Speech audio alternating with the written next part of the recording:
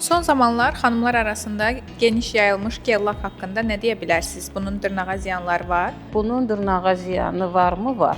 Bunları düzgün istifadə etmədikdə, tez-tez manikürə getdikdə, tez-tez məsəl üçün ayda 2 dəfə, 3 dəfə gellərdən istifadə etdikdə bunların ziyanı olur.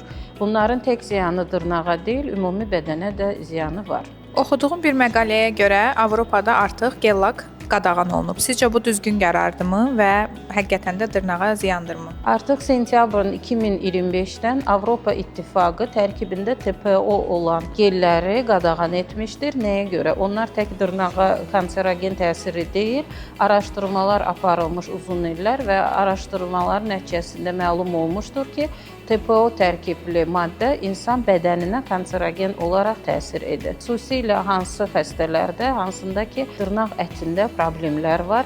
Bunların üzərinə həmin o TPO-lu gel-laklar vurulub.